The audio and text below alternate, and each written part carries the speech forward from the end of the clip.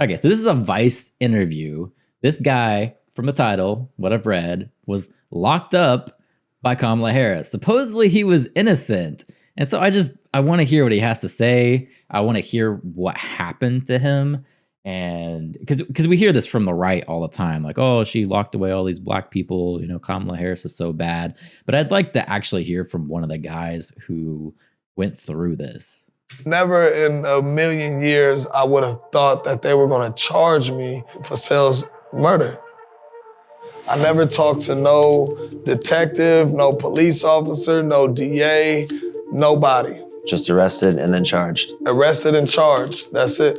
Was the first time you saw Kamala Harris in person the day that the verdict was issued? She showed up at the two most pivotal times in this first trial, and me being convicted and me being sentenced. She wanted to be present for a celebration of a conviction. That's what it felt like, celebration? A celebration, that's what it felt like. The reactions I get when I tell people my story is, they say it's the worst nightmare. It's the closest thing to dying.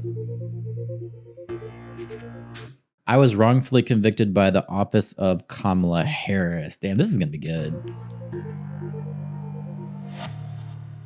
Jamal, I'm going to read you a quote real quick. The job of a progressive prosecutor is to look out for those overlooked, to speak up for those whose voices aren't being heard, to see and address the causes of crime, not just their consequences, and to shine a light on the inequality and unfairness that lead to injustice.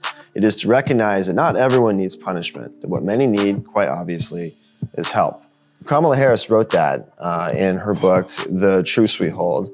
Does that sound consistent with the... You're from New York, in other words. What's your view on Trump? What's this guy said? Sweep. Kamala Harris did not lock up people who committed a murder in California as California Attorney General.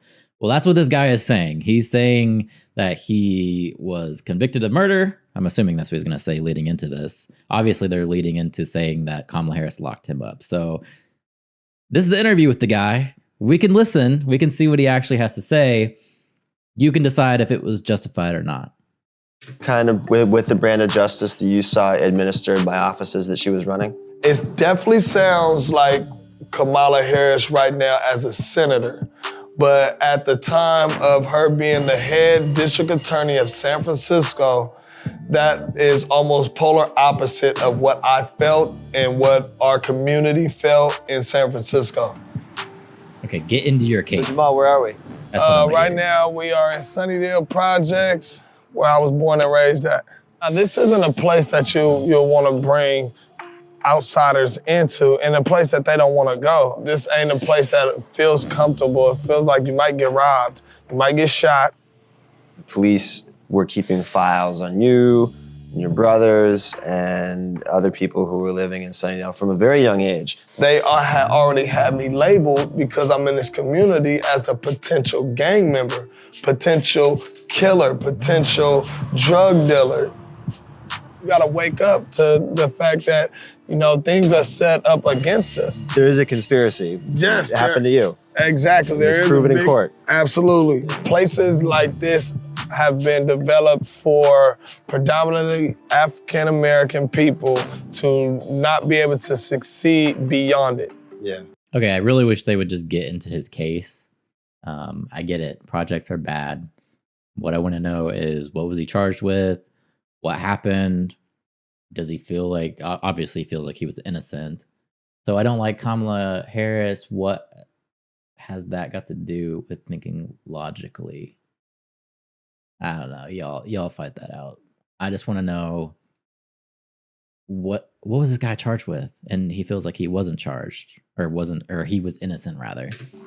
What did you know about Kamala Harris? What did you know about San Francisco having a black DA? Nobody in the hood ever worried or focused on the DA position in general, but people did focus on it just a tad bit, that it was black, and feeling like, okay, this black lady in office, Kamala Harris, she was gonna understand where we come from, and have more of a sympathetic way of prosecuting people that come from our communities who have been plagued with no opportunities.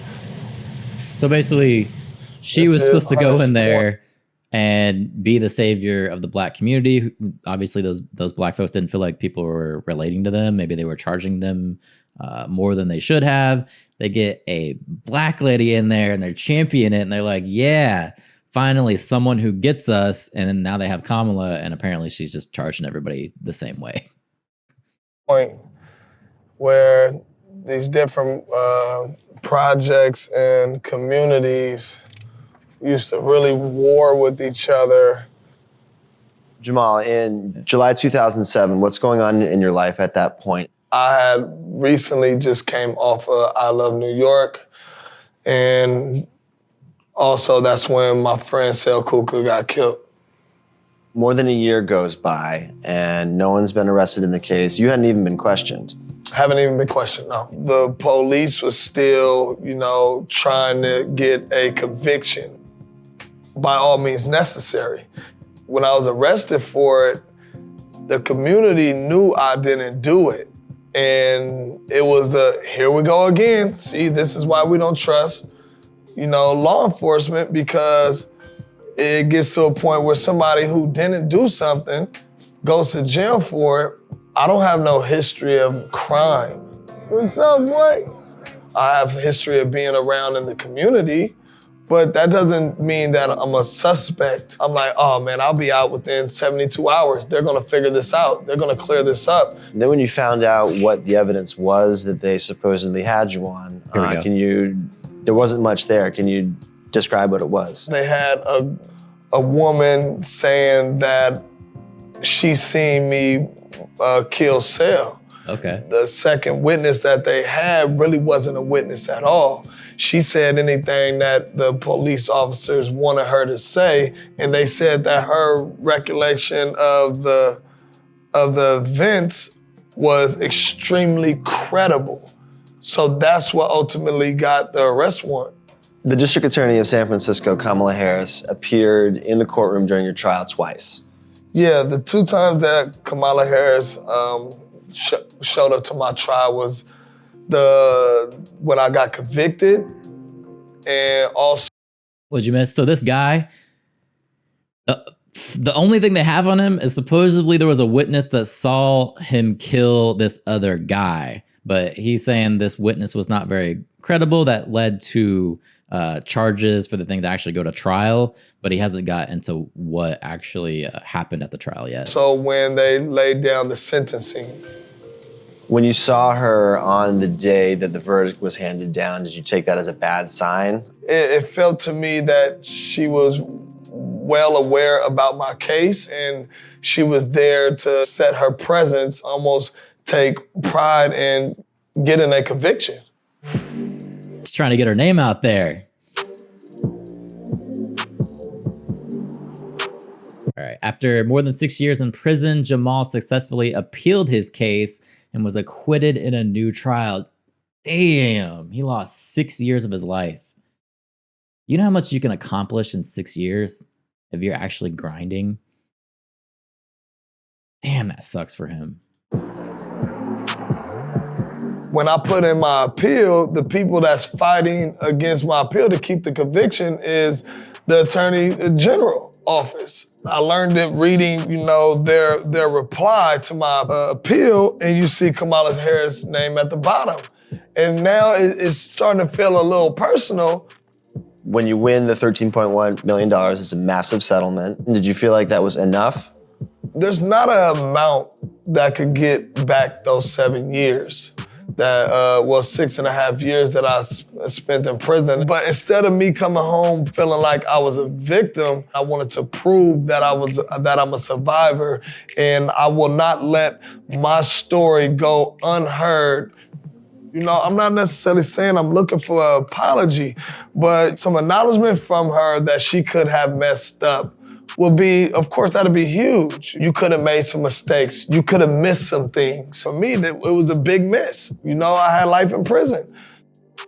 I've met people in prison that was wrongfully convicted. I want my story to be out to provoke reform, ultimately.